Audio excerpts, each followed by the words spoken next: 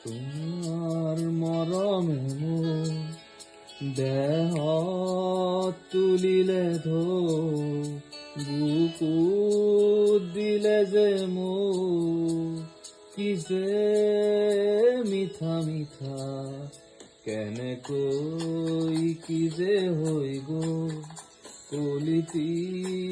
কুসুমেৰ পুৰবী উপচি গ'ল কি যে ভাল লগা তোমাৰ মৰমে মোৰ দেহত তুলিলে বুকুত দিলে যে মোৰ কি যে মিঠা মিঠা কেনেকৈ কি যে